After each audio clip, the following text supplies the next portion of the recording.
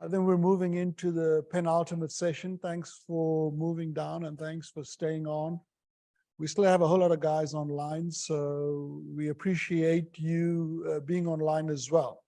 This is a panel discussion, so for those of you who are on Zoom, please feel free to submit your questions in chat, and of course those in the room, we have a microphone here which we'll be passing around. The morning was fascinating, and I think, I certainly came away inspired by the amount of work that's happening at UAB and the type of work that's happening. I must say the last session scared me from a technical point of view, but it's good that we have people like that in the ecosystem that we could leverage off. We actually, Jake and I thought about what should we base the panel discussion on? And ultimately, we settled on the topic of, organization and what is the kind of approach we should adopt for an AI-driven organization? And I think that's a really important topic because as you have seen and heard for the day, a lot of the current focus is on the technology aspect of artificial intelligence. And, there's absolutely no doubt that artificial intelligence has improved in leaps and bounds over the last few years and is going to be a transformative force in health and healthcare. If you ask me, I would probably bet on the fact that AI is going to be the last great invention in health. Okay? Now, that's depends on one thing: is can we actually leverage it to make a difference? That's the key. We have a history in healthcare, especially in hospitals and healthcare systems, has been places where innovation goes to die. Okay, and that's a pretty scary proposition if we sit on technology like artificial intelligence, which has the ability to increase every aspect and improve every aspect of healthcare, both from a research point of view and from a care delivery point of view. Okay? It would be sad if we cannot actually leverage this to make a difference. And it's going to take organizational capability and capacity to do that. Okay? It's pretty scary, I'll tell you. You can't find data today about adoption levels of artificial intelligence in healthcare. Very difficult to find it. A lot of what you will find is anecdotal, and the anecdotes are scary because it seems to suggest that the uptake for AI in healthcare is very low at the moment. It's even lower in academic medical centers when you compare it to other hospital systems. Okay, so that's a challenge. One of the proxy measures to kind of look at adoption of artificial intelligence in healthcare organizations is actually looking at job advertisements. It's a proxy measure. So when we look at the number of advertisements for AI in healthcare, it gives you a kind of sense of whether the sector is moving towards adoption or not. And you can pull this up. I pulled this Brookings Institute report from March 2022, which actually looked at that. And I'll read some of the data for you, and I'll leave this with the panelists. But when they looked at the share of US job postings requiring AI-related skills, a proxy measure for industry adoption. Bear in mind, one statistic that you may not know is healthcare employs the most number of people in the USA. That's one. Two, the percentage change year on year for industries and employment levels is the highest for healthcare, and that's at plus 3%. So with that kind of statistical background, where do you think the job postings for healthcare lie relative to other industries? And I think they compare 2, 4, 6, 8, 10, 12, about 24 industries. Anybody want to guess? Take a guess. I mean, it's a guess, so no big deal. Hey? 10? Okay, 10. 8/4 is 10. Anybody else? 8? You're getting warmer. 4? Yeah, super confidence in healthcare. That's one of our big weaknesses. We're in 24. There's only one industry that's worse than us: construction. Okay, so it's a pretty scary stat. As I said, it is a proxy measure, but this is why this session is important. It is, what do we have to do to drive adoption of what you just saw? Okay, and to help us do that, we have 4 esteemed panelists, 2 of whom you know pretty well from the morning, Jake Chen and Matt Might. We're joined by Dr. Eric Ford, who's been in the space of healthcare administration and organization for pretty much his whole academic life. He is now a professor in the School of Public Health. He works with me in the Innovation Institute on Digital Healthcare, and we hope that he's going to spend more time with us in the future as well. And with him is Ruben Raposo, who is an alum of UAB, but has substantive corporate experience in AI, and is a current CEO of a company called Dialectics, which is actually a UAB AI spin-off. So we have about an hour, and what we're going to do, I'm just going to ask the panelists to make a few opening comments, and then I really want this to be a discussion amongst those that are here and those that are online, and we'll see where that takes us to.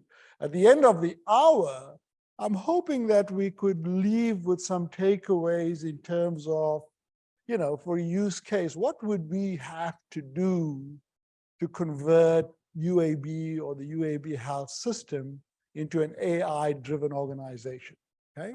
What are the pieces that we need to have in place to achieve that? Because I think if we can do that, we can be transformative. Okay, so who's going to go first? Matt?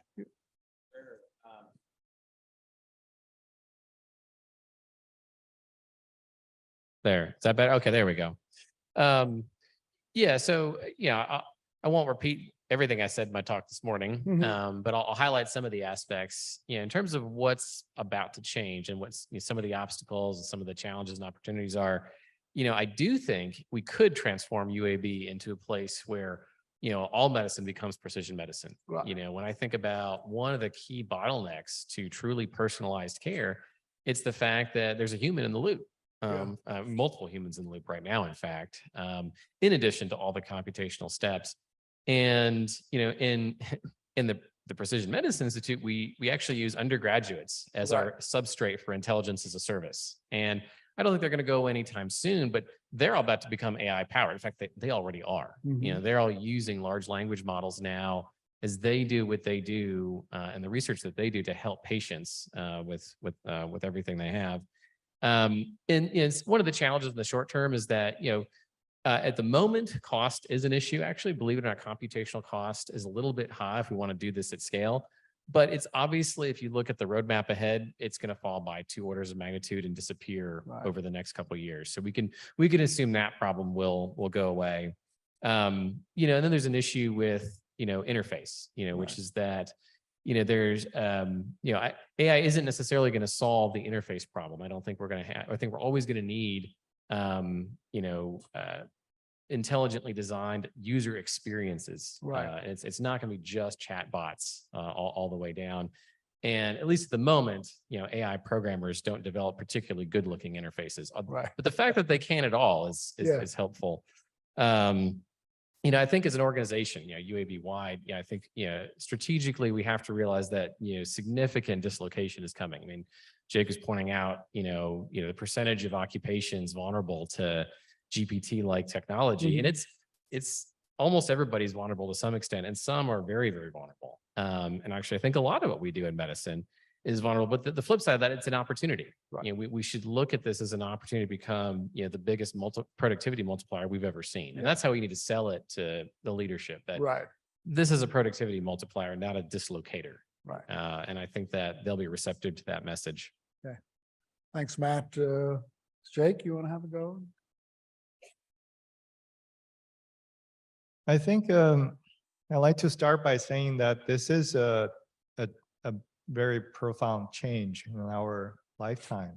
A lot of people dispel this and say, I've seen changes like this. AI have been coming up and they're hype and then crashed. In fact, the AI started in the late 50s and early 60s, and there were 2 waves. So this is not a much of a big deal. And then some people are so scared and then change it so fast and say, oh, I'm going to lose my job and our human being are going to be wiped out by the machines. And therefore, all that we can do is to surrender. And I think that we should really accept it, but then somehow correctly position ourselves. Right. Each person may position differently. I remember there's a famous Chinese fable that we were brought up to learn about. So a pony is crossing the river and asks, how deep is the river?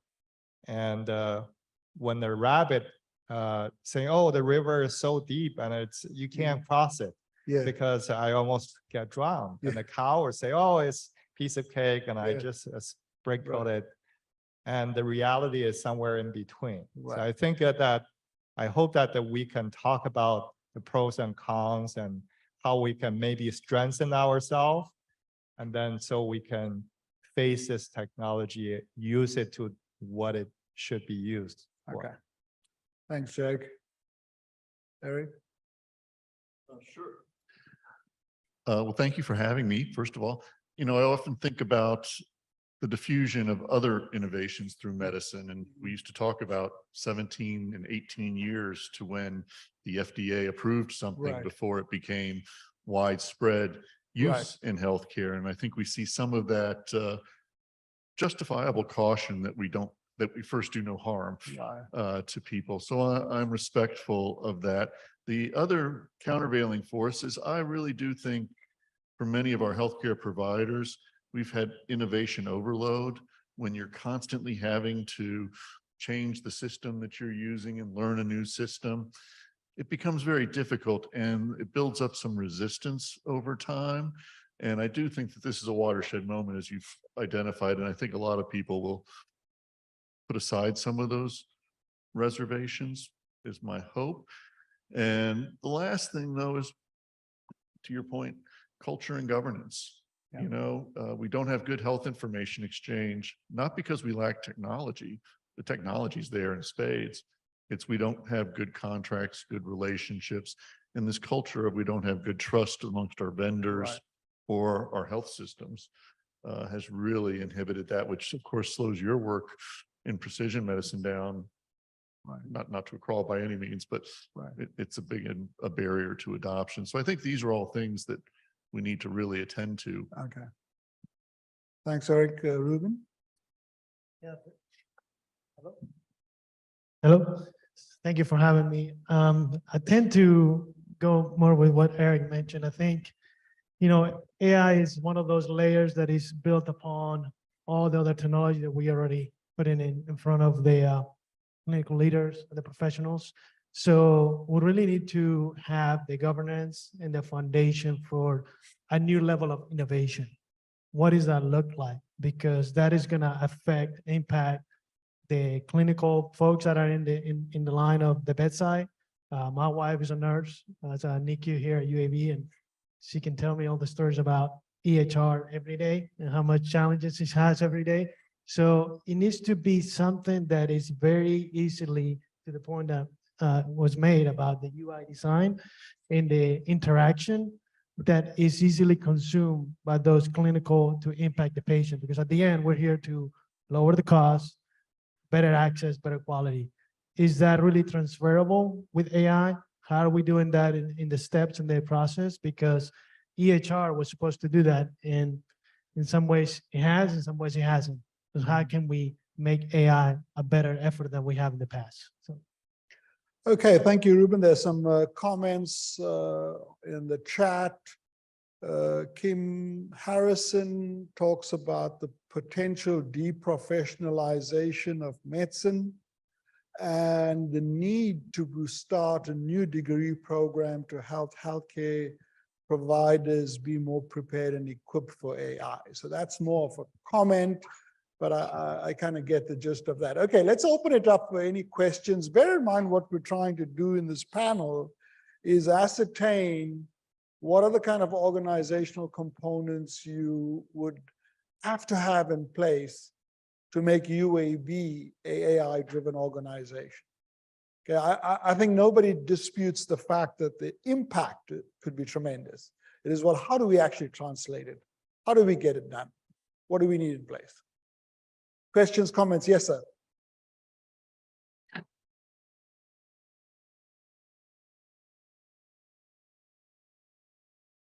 Hello again, Timothy here.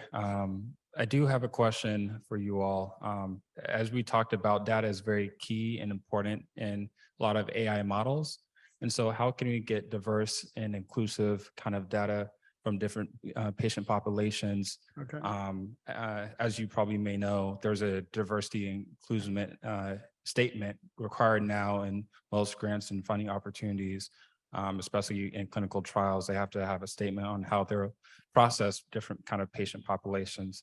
So at UAB, how can, I guess we begin to include that kind of pipeline? Okay, so excellent. I mean, obviously, I think that's critical to have robust data, robust access to robust and diverse data sources. That's useful. Any comments about that?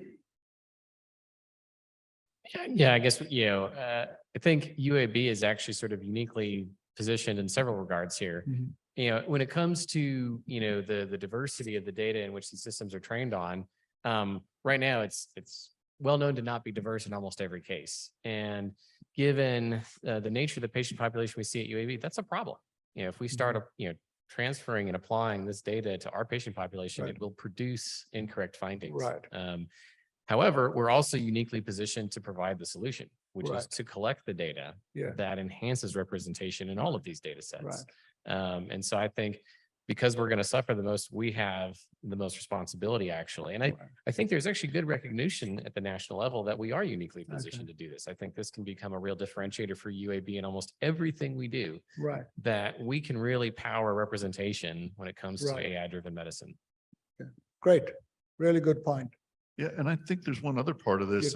Yeah. These innovations, they don't arrive all at once, right? And as you correctly point out, the wealthy and the well-to-do typically get advantage first. One of my great hopes for this, though, is because of the way it's facing out into the public, that this may be an exception that we can really leverage to help increase some of that equity. The other important part that we need to do, and something no place does well, but UAB does about as well as most, is get that feedback loop fully up and running so that we know, is this what you expected to hear in a format that's usable for you? So those feedback loops, and you can already see it on ChatGPT-4 and the Bard. It asks you, is this a good answer? Do you want me to run it again? And so I'm very hopeful that if we can integrate that feedback more effectively. Okay. Yeah, and from my perspective, I mean, I think that's a concern that every organization, of course UAB, but around the nation and around the world is taking more and closer look at the data, the diversity and inclusion. We are working with an organization, not-for-profit registry, and that's came up at the top of their list.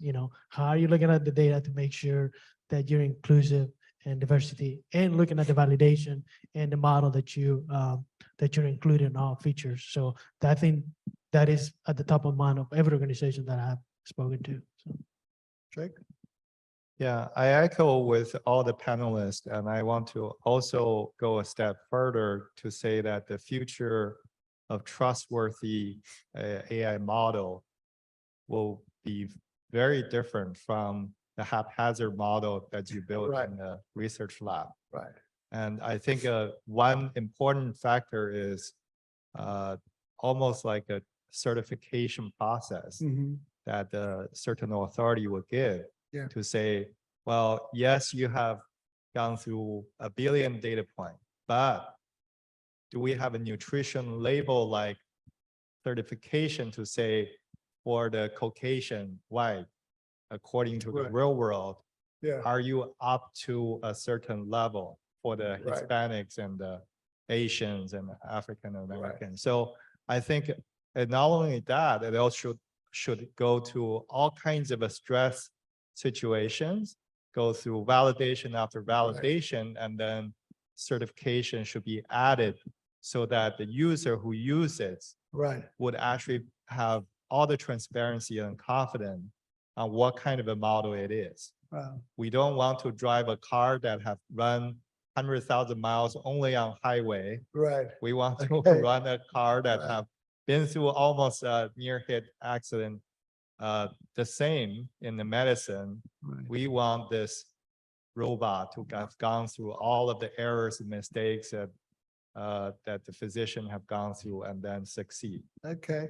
So one of the questions is, who's the panelist on the far left, please? So I guess if you're looking this way, it's Eric, and if you're this way, it's Ruben Raposa. I hope I answered your question there. I want to pivot a bit. I mean, I think a lot of the discussion at the moment is about the technical aspect, and given that we're pretty much, most of us in the room are academics, it's a default position that we talk about data and we talk about the solution itself. I just want to ask the panelists about the role, and basically this is fair game, you feel free to comment. Leadership plays a critical role in driving an organization to be AI, to embrace AI and use it to maximize the value, whether it's in the context of the university, the health system. Anybody has any comments about the role that leadership should play? And if you've had any experience in engaging our leadership about how they should tackle this issue of driving adoption within the health system. Eric, you're in the health administration space, in the leadership development space, if you have some comments. Certainly, the provost for the educational side has already set up a panel to try to help provide some guidance on how faculty in that space can use it. You, of course, are the leaders on the medical school side, and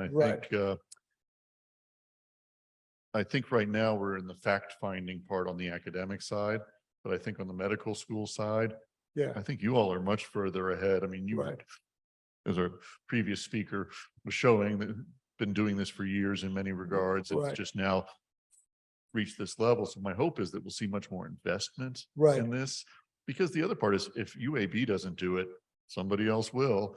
And if it's all a zero-sum game of NIH funding, to some extent, we really can't wait to be second and following best practice of other places. So I think part of it is we do have to have some tolerance for errors in this, because we're going to make some mistakes. Matt, your experience with leadership and engagement with leadership in this? Yeah, no, I guess I've seen it from both sides, both leading the Institute, but also engaging with senior leadership on campus. And I've given them demos to sort of, clue them in that this is different and that we need to be aware. And ironically enough, the demo that gets every leader's attention is writing automated letters of support for grants and automated letters of recommendation.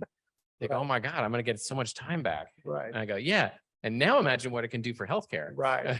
Right. So, yeah, I think we have to speak the language of leadership. I Absolutely. think that's the key. Yeah. Whoever you're speaking to, understand what their primary concerns are and show them how it's relevant to their Right. life. And the truth is, within the Institute, we've been integrating it into every aspect, whether you're a researcher, a programmer, or staff. Mhm. Everybody is AI enabled at this point. I said, Right. just pay for the ChatGPT Plus subscription for everybody from the accountants on up. Right. Let's have weekly jam sessions where we show each other what we've learned how to do in the past week. Right. All the programmers have GitHub Copilot. Right. And it's been a productivity explosion. Right.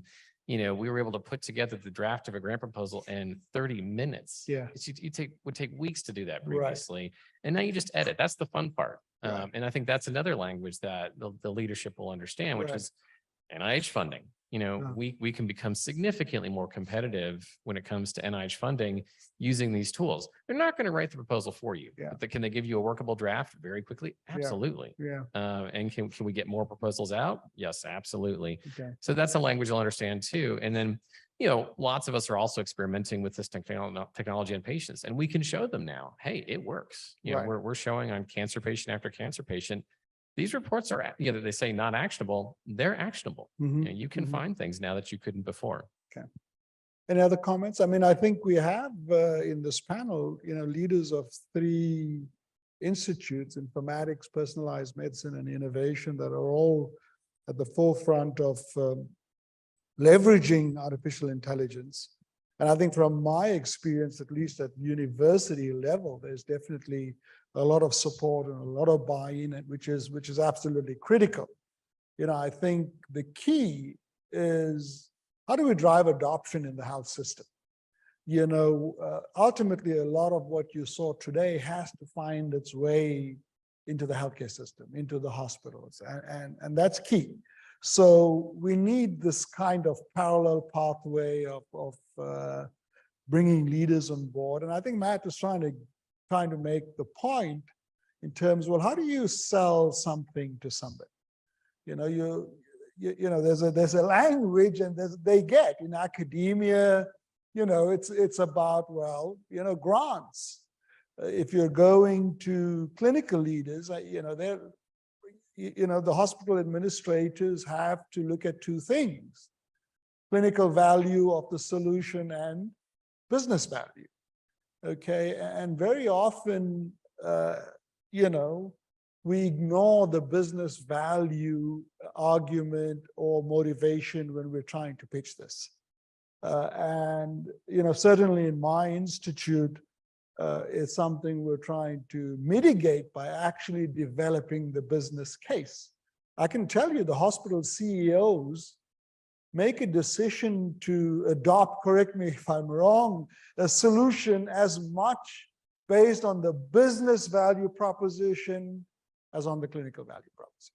Okay, and I would probably lose my job if I tell you they would err on the side of making a decision based on business value. Okay, but I've said it. So I think that's important. But leadership is absolutely critical in this. It's our responsibility to inform our leaders. I think, and I know a lot of us here spend a lot of time in doing that. Jake, you were going to say something? Yeah, I think selling something can be very hard. Yeah. Right? It's both on the salesman's side and Right. also on the receiver side. Right. Do they have a need? Do they perceive something like AI will provide value? And it could vary. Right. I bet if you go to 100 administrators and say, well, do you think AI is valuable? They will always say yes. Right. But then if you tell them that there's a startup cost in terms of a time and maybe have to dismantle existing processes, train the workforce, and that cost come at a cost, maybe slowing down the existing business. And then I guess a lot of them will say, no, let's wait. Right. And then it's up to the salesperson to say, what is the cost of not doing something? Right. And I think the cost of not doing something what if it costs a whole organization to Absolutely. collapse. Absolutely. Right, that we see that the jobs Yeah. are being replaced. Yeah, And if you don't do something, like now we can look back and say, well, if you didn't purchase personal computer, if you didn't have Google, yeah. and then the organization, or if you Right. did not have internet, Mhm. the organization will die. Now, can you afford not Not to have to. AI? Yeah. Good point. And I mean, I think before I get to you, Ruben, I think this morning's presentation by Andrew Smith, do you remember that? His closing slide was this is the business value proposition for the solution I have. Yeah, you know, so he started off with the clinical proposition, but obviously in that particular case, I think it was identifying patients with cardiac hypertrophy, I think, isn't it? And then, you know, obviously there's a lot of clinical value in detecting that early. And then he presents the business case that you're leaving $20 million on the table if you don't embrace the solution. Now you've got these two ways to communicate that.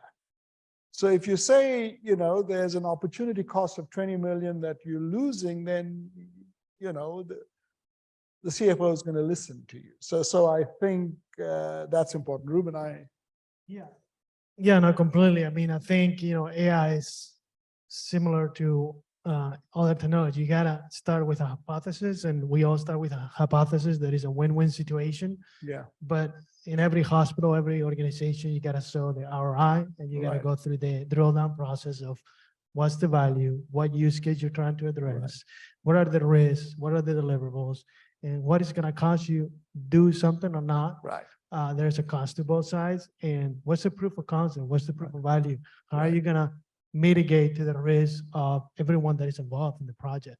So I think, you know, AI is very similar in that way, and everybody, you know, seem to be on the boat on new technology, but what is, to your point about leadership, is the leader really have a stake, and the leadership really have a stake, not just as a pet peeve project for this month or this year, Mhm. but an ongoing long-term project of what this looks like, because AI is not just predictive analytics or automation is not a one-time thing. Right. You gotta invest for the long future. So Right. don't just do your evaluations for 1 year or 6 months. Yeah. What is investments going to take this to the long road? Mm. There's a business impact value, but there is also a cost side, and Right. making sure you go through all that process. It's a task. I mean, Yeah. it's a collaborative task Yeah. that the teams that are involved need to be. And I recommend, what I've seen the most successful is those organizations that actually have reach out to other organizations that are similar, thinking about similar cases, Right. or have gone through similar scenarios. Okay. I mean, that's a really good point that you're ending up with, Ruben, is that, you know, I always say in healthcare, you know, we're lost at everything. And that's not a bad thing, because we can learn from others. You know, there are other industries and organizations that have embraced AI and that are generating the value. They're not necessarily in healthcare.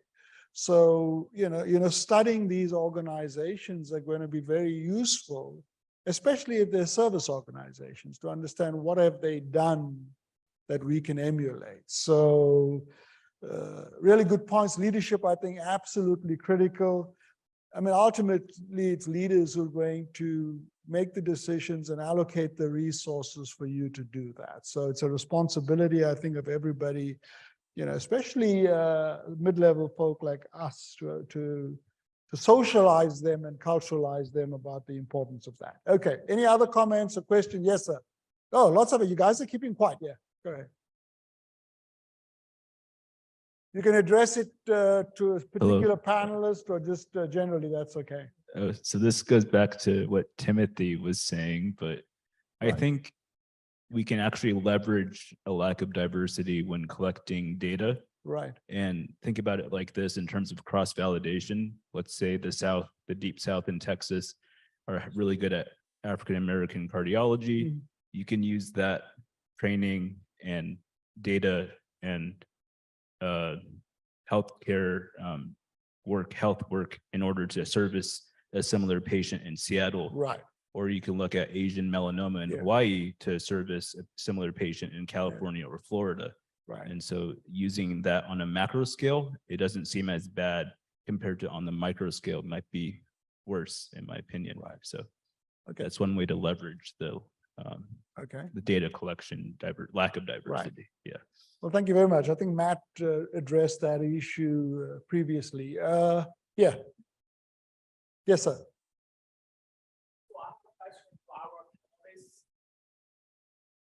Looks like in the future, some gene editing based therapies such as the CRISPR technology will become realistic, for example, to cure genetic disorder.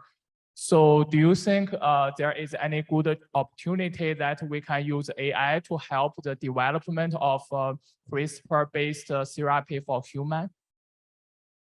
I guess the short answer is yes.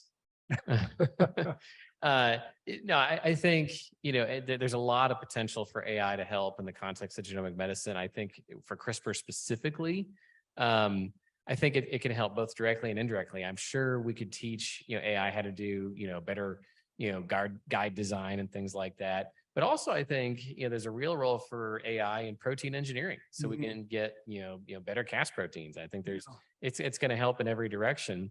And actually remember, when it comes to large language models, DNA is a language, so we should be able to create large language models that don't speak English, but they speak, genetic code. And I think that, what they've done in the context of human language, they'll do for us in the context of every language in terms of what the kinds of creative synthesis that they will allow. It's a good way to look at it, Matt. Yes, sir. Go ahead, sir. Hello. I'll come back to you. My question is, what can be the backup for AI in healthcare? Sorry, could you repeat that? I didn't get it. What could be the backup for AI in healthcare? Backup plan. Backup plan. Humans. Humans. Yeah. Well, my hope for AI is not that it needs to be at the front, that it allows the doctors, nurses, and other professionals to do what I call operating at the top of the license, doing the work that matters, pulling together. These things are simulating neural nets, but they're not the neural net that's in the human mind. Right. And to get really good differential diagnostics, and we know that doctors, as they get older, get better at it. Yeah. My hope is that we get to have doctors who spend more time doing that, rather than working as scribes or checkout clerks for an insurance company. I think got to keep it on the good side of the. You have a very good point here. And I think this is, if you want to understand how AI and generative AI is really impacting knowledge work in general, you raised a really important point. And intelligence is one of those things that your crystallized intelligence gets better and better as you get older. It's your generative intelligence that fades over time. So when you get old, you're really good at recognizing good answers, good solutions, and you're not as good at generating them. Well, in some sense, with really good generative AI, it can generate lots of potential ideas, and you can quickly pick out the good ones. So in some sense, some knowledge workers will have their usable, work span extended significantly by technology like this. Yeah, I have to agree with both. I mean, I think, looking at my wife has been working on NICU for 30 years.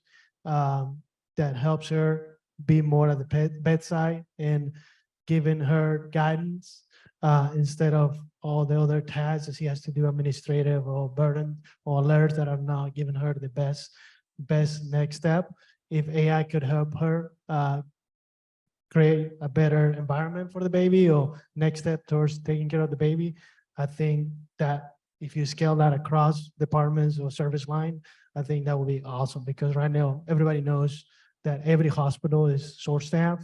Staffing is going to be an issue for nurses and providers forever, as we know today. So I think if we can help in that area of creating a better environment for the care, the clinical care that is there for hours and hours, it will sustain that labor for much longer term, right? And we will have a better environment for those that are coming out of school to continue that better environment for them to be in that place. And if we can just help that, I think that will go a long way towards healthcare improvement in this country. Jake? Yeah, I'm actually both intrigued and disturbed by your question. Let me tell you why. Because by saying that the backup to something, then there's usually you do work using AI, you succeed, you don't need backup, right? And then only when you fail, then you need backup. Now let's think about what are the failure scenario, right? So one way is that it simply didn't work. Then that's not a big deal, right? But what if it worked, but it create ethical implications? The ethical implications we've already seen in some cases, right? And Google was trying to say that they can predict the flu pandemic, and then they was actually doing the wrong prediction and creating stir, and then had to withdraw that, and then trying to learn the image recognition and label certain ethnic groups and the species that's outside of the human, of course, and it can be immediately pulled. Right. And I think a few weeks ago, I was in DC, I was having a discussion with a Uber driver. And he said, he's also watched a PBS documentary about a doctor using AI and surgeon actually using AI to do surgery. And most of the time it did well, except one scenario, and the surgeon saw the AI was approaching to cut some blood vessels, and he immediately used intuition and stopped it. And what happened is in that stopping moment was the right decision to call, because the AI was simply ignoring the fact that this patient have an abnormal structure, that if you go straight into it, you would actually cut the structure and then cause the patient to die. Right. And then there are also deeper problems, like AI may be making perfectly sensible utilitarian-based decision to say, oh, I want to save 3 people's life, but then I want to make 1 person suffer to death.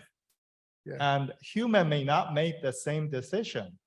But AI is making perfectly utilitarian decision, and we probably need to stop it, right? We don't want backup plan in those cases. I think what we want is regulation. We need to regulate, be cautious, so that we don't get into a situation. That's actually the part of the successful ChatGPT. It labels all of the things. It rather say a disclaimer. Now every question I ask GPT, it's giving out the disclaimer and then give the answer. I think Jake has led us right into arguably, I think, the hottest topic in AI with ethics and governance. So, I think that's going to be the foundational principle of any AI-driven organization. And maybe we should spend some time talking about that, but you had a comment or a question, sir? Yeah, so first of all, I would like to say that I'm not from UAB, I'm from LSU, so I'm benefiting from this. That's yeah. Okay. So I have the 2 questions, because this problem goes beyond the UAB. The first question, and I'll try to be as direct as I can. The first question will be to Matt, just because he's director of the Institute, the Precision Medicine Institute. Today, I heard most of the talks were about the diseases, but maybe you can comment the application of AI to precision prevention. So that's the first question. And then the second question, probably I should direct it to Jack, but everyone is free to answer that question. This question is more like international.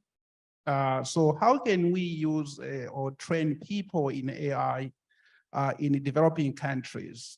And this is not very general. I ask you that question because right now in my program, I have 3 students, one from Nigeria, the other one from Kenya, and the other one from Tanzania. And they are all learning about informatics. And they'll be going back to their home countries. So whatever I learned here in AI, I'm also sharing with them to say, this is what you can use in your home countries. So maybe you can help me with that. Well, you go first, Matt. I'll take the second question. Yeah. So the question was about, can we use AI to enhance precision prevention? And I think it's a really interesting question to ask, because I think for some time, the bottleneck in prevention hasn't been, the analysis or the information or the knowledge. It's been getting the human to do the right thing. And so when I think about, how could AI enable this? Well, I'm sure we could pull out better insights. So I'm sure if we turned, AI loose on all of my, Apple smartwatch data, it could tell me, I'm trending in this direction. It already tells me that, actually, and I already ignore it. And so can we, when you think about what AI is doing now, so Tristan Harris has this saying where he says, what we're really developing for the first time is synthetic relationships. And people are going to have emotional attachment to, artificial beings, if you will, or these chatbots. They might actually be able to talk us into doing the right thing. Yeah. If they learn our personality style, if they learn what motivates us, maybe they can say, hey, why don't you take that run? Or, hey, I noticed you just ate a little too much yesterday. Have you considered this? Here's a healthy option at the grocery. That might be what it actually takes to get precision prevention to work. Because again, it's not the lack of information, and it hasn't been for a long time. We all know, eat less, exercise more. That's the basis of it. And yet we don't do it. But maybe these synthetic relationships can actually make that work.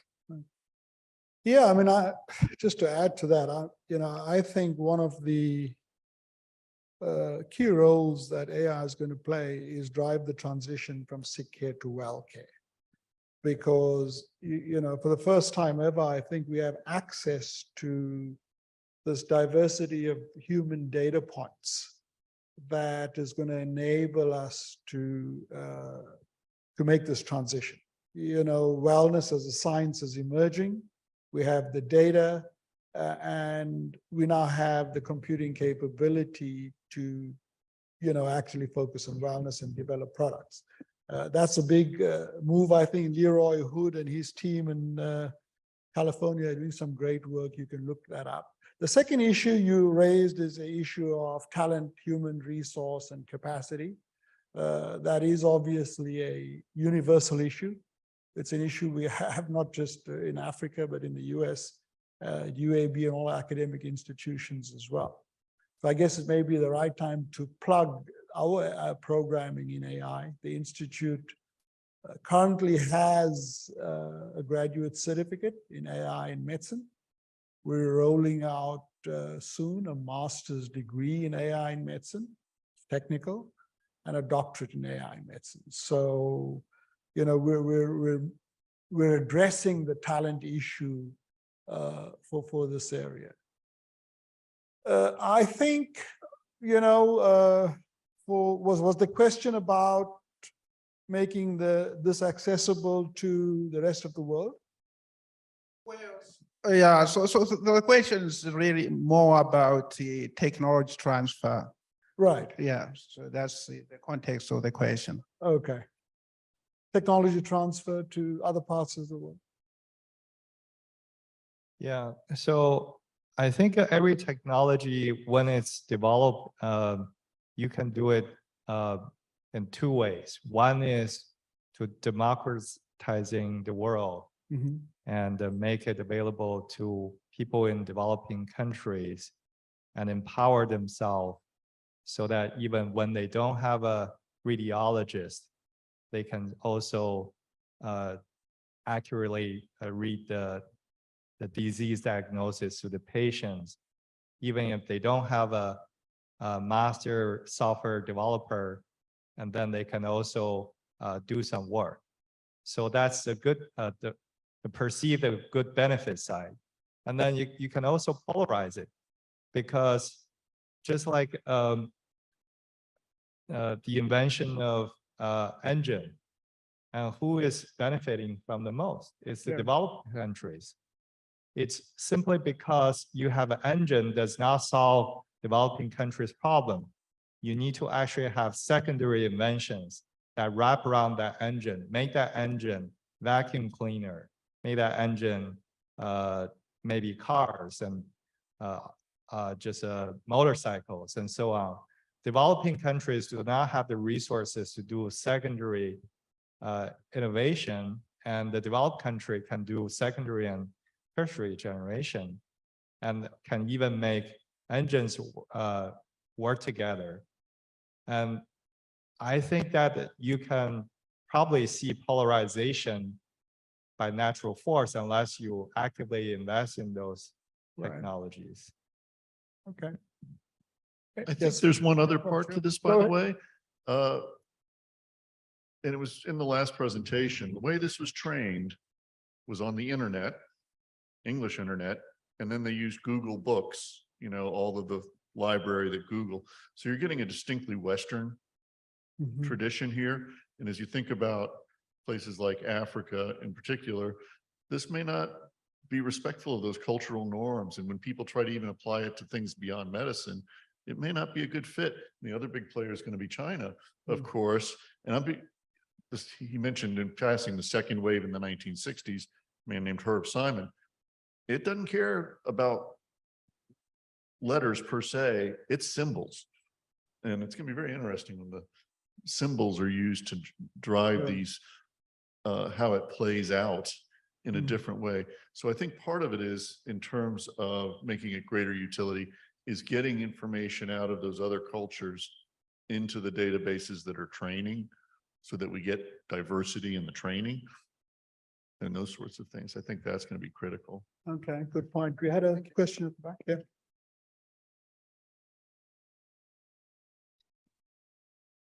Thank you.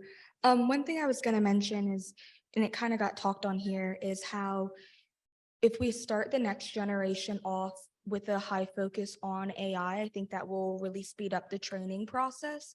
So I know, as someone who's kind of younger, I am in the undergraduate bioinformatics program. And so because of that, I know originally that started off as just a PhD program. And so then that became a master's, and now it's an undergraduate one. So if we can start an AI learning program and a class that's offered younger, then I think that will make it so when people my age are in a position of administration, that will allow them to already have a leg up. Yeah. And be able to kind of already know how to utilize those AI proportions and Right. kind of be able to utilize that. For example, with Excel, I know 15 years ago, that was something that was highly specific and only used for certain things. And now that's something that's used every day and an extremely commonplace. So I think if that's something that can be kind of integrated more into the curriculum, at least with high school, which I know we don't exactly have control over, but at least with undergrad, I think that would be something that could be really beneficial. Yeah, I agree with you. Great point. Any other questions? No, I think that's a great point, but I think it continues to be a generational shift, right? We have 50s, 60s providers, healthcare leaders, clinical, and then the new generations are more advanced and knowledgeable. Make sure that in our organization, as broad as our research, that's able to migrate across the board, and that shift, that gap is not continues to, that's because you're still going to need those 50s and 60s leaders to be clinical leaders, clinical professionals to be there. So that, I think that needs to be something that in the programs needs to be evolved. It needs to be taken into account, in my opinion. Yeah, I couldn't agree more with both of you, actually. And I would say we have to integrate AI into every aspect of our curriculum, and for every major, or in not very long, our diplomas won't be worth the paper they're printed on. Right. Okay, so we have one comment, Kim, AI software could be web-based, so third world countries can have access to it. So that was a comment, and I think agree conditional upon validation. We're in about the last 5 minutes. If there are no questions, yeah, we have, okay, go ahead. Hi, just my opinion, this has to do with technology transfer over the next decade. But I think that two of the most important inventions in this country's history are public education and the healthcare system. And so I think with AI, we can revolutionize public education so that everyone will have free access to elementary and maybe middle school level education for one. Yeah. And then addressing the other thing, healthcare, people have already developed software, including Google and other companies, to pretty much automate diagnostics and Right. anything involving computer vision. So it's just a matter of when do we start going from diagnostics and detection towards treatment and optimizing procedures, things like that. And that's more complicated, but education and healthcare. Yeah. Okay, can't agree with you more. Last few minutes, I'm going to give the panelists about a minute each to make some closing remarks, and we'll end the session.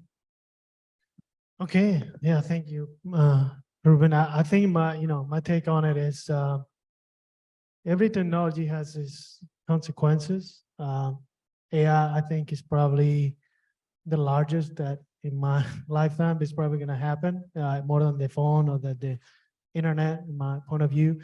But at the end, I think is it going to change the behavioral healthcare of what we do? Because to the point that Matt was making, we know that exercise and diet is the #1 thing to your health. Are we doing that? And we have phones and we have apps and we have everything we didn't have 30 years ago. And we're living longer, but I don't know that in healthcare in this country, if you look at the numbers, we're actually not trending in the right direction, and the cost is actually going higher, much higher every year. So I hope AI continues to evolve in a way that is helping access to the information and better for behavioral change of the patient, of the actual population. That is not just technology driven. So I hope there's all the components to it, not just technology driven. So thanks, Ruben. Yeah, I guess I'll close with a few remarks. One about predicting how fast things will change right now and how hard it's become, because it feels like every week is a year right now in terms of how fast the technology is changing. And the reason that we're in some sense in the middle of a double exponential, where we're in the midst of exponential acceleration. And also the rate of acceleration itself is growing exponentially. I mean, it is because these tools are feeding back on themselves and improving themselves, improving their own training sets. And so it's very hard to predict just how fast things are changing, even for people within the field right now. And when it comes to, getting all this technology fully adopted in healthcare systems like UAB, we come across some other major pain points, for languages of leadership, burnout, multiplying productivity, solving the labor shortage. All of these actually are perfectly in scope for AI. And when we talk to leadership, that's how we should start addressing it through that lens. And to one of Eric's earlier points about, getting access to the data, that's still one of the biggest problems. For most of the bioinformatics problems I've worked on, it's been 11 months of legal work and 1 month of programming. So if it's 11 months of legal and 1 day of programming, it hasn't changed much. We definitely need to free the data to really fully benefit from this wave of innovation. Good points, Matt. So I want to get back to the chart that Ruben showed earlier, and I actually think it's a good thing, not a bad thing. Let me phrase it so this is a secret for those people who are here. I think it's a good thing because AI is moving terribly fast in all the industry where the data are easy to obtain, right? And then I think that the things are doubling in speed, and you have to catch up. I don't think I have that fast brain and the mentality to learn that fast. Now, in healthcare, we have the uniqueness because of the complexity of human biology and the inaccessibility of data collection due to the expense and regulation and so on. So we're behind, but I'm saying that this divide actually by people working in this field, tremendous time. So you can play in this area, learn from the best, and then actually think about whether you want to be as fast or you want to preserve something so that when the singularity time comes, which is artificial general intelligence will come according to Ray Kurzweil by 2029, right? So that's only a few years left. If that comes, then you say, well, I still have data, I still have technology that I doesn't know, so I can win. Yeah. Right. Okay, thanks, Jake. Yeah, excellent comments. I think in terms of what we're getting from this right now, and I'm using this in my classes, and the students uniformly say, I have to really frame the question well to get something back. And I think that's a skill we've had a hard time teaching for many years because we're online, big classes, we don't get that Socratic experience. So I think we're really in the educational realm having a great moment where people are actually learning to ask the right question the right way and be thoughtful in that. The other thing is, and I've done several EMR implementations, and I worked for one CIO who used to say, you know, God created the world in 6 days. What the heck's the matter with you? And we would all say, yeah, God didn't have a legacy system he had to fix. You know, and I think that's what's going to slow us down is these legacy systems that are going to try to keep it the way it is. Thank you so much, guys. So I'm going to close up by saying, you know, from an organizational point of view, absolutely critical. We need to buy into the value proposition of AI, both from a clinical point of view, from a business point of view. We need committed leadership. We need the necessary resources, both human and infrastructural. We need diverse data sets. We need ethics and governance policies in place. And I think only when we have all of those pieces will we benefit from the full potential that AI holds for us. Thank you very much for joining us for this panel. Thank you to all the panelists. Great job, great input. Thank you so much. Thanks to all of those who died on.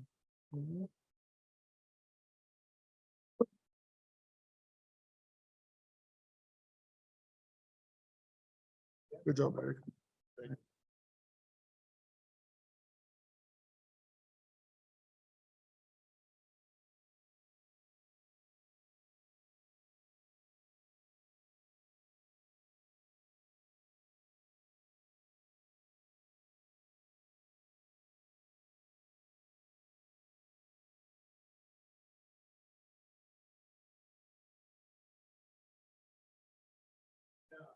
So I'm going to introduce our closing remark speaker. Oh, we're changing order? Oh, okay. Okay, all right, go ahead. I have DNA insertion. Yes, it's in the box. Where's the box?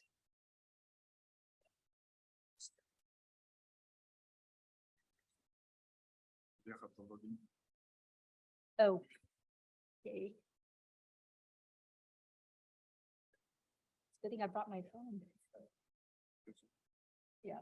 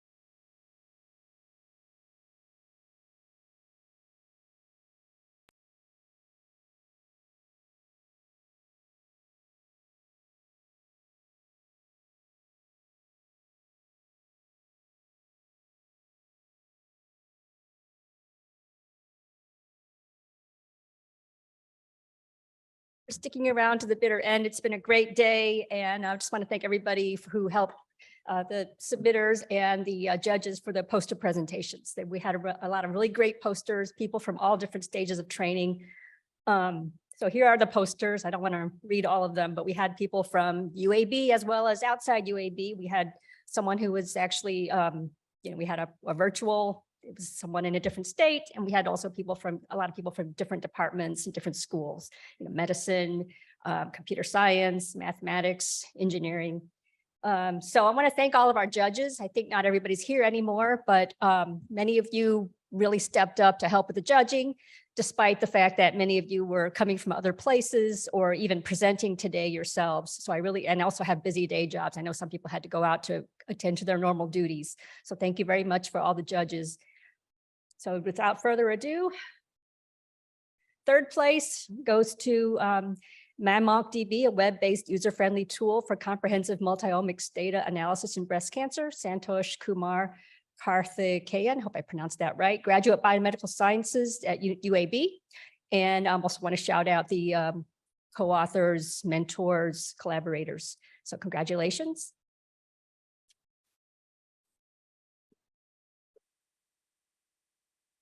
Second place, machine learning-based models to predict metastasis in triple-negative breast cancer patients. Timothy Fisher, Department of Biology, Georgia State University. Congratulations. And last but not least, reorganization of chromatin structure promotes reversion of cardiac pathology. Justin Bridges, Department of Biomedical Engineering, University of Alabama at Birmingham, UAB. Congratulations. Yep, congratulations, everybody. I was very impressed with with everybody's work. And, also thanks again to our judges, as well as our organizers, Ryan McCain, Jake, and Amanda Carballo, make sure everybody's presentations, and also, everybody who helped make sure it was a success. So thanks very much. So I think that you got 5 minutes. So finally, how do I just turn this off? Stop sharing. Stop sharing. Yeah. Sufficient.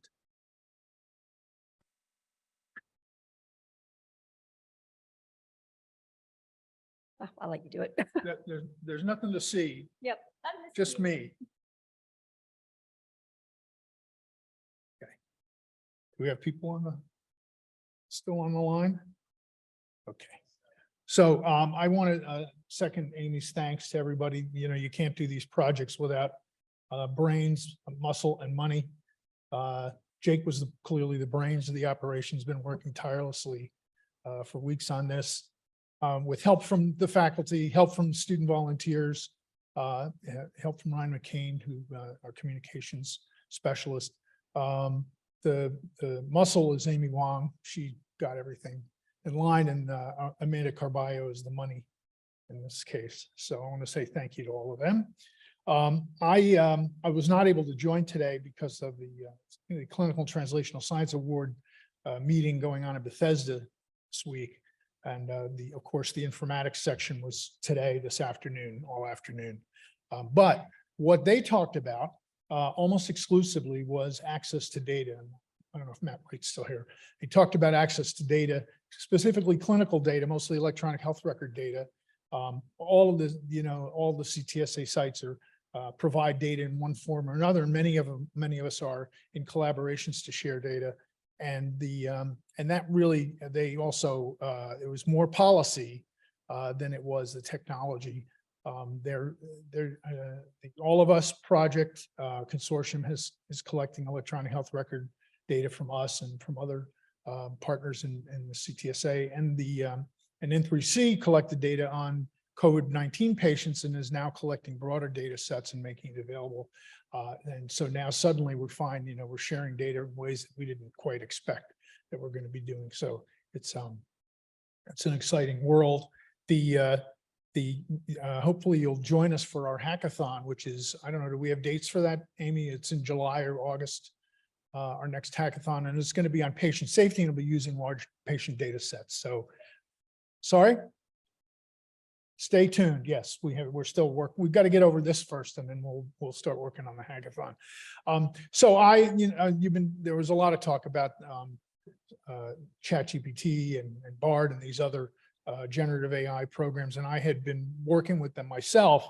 And one of the problems that we find is that they call it hallucination. I call it confabulation, which I think is a more accurate term, where the system makes up information. And I asked Bard, I started playing with Bard yesterday, and I asked Bard if it could tell. First I said, does ChatGPT hallucinate? And it basically said no. And then I said, does it confabulate? And it basically said yes. And I said, can you tell when it's confabulating? And it gave me a bunch of hints. And then I said, do you confabulate? And it said yes. And then I said, can you tell when you're confabulating? And it said no. So then I said, well, what about these hints that you just gave me for ChatGPT? Could you use those?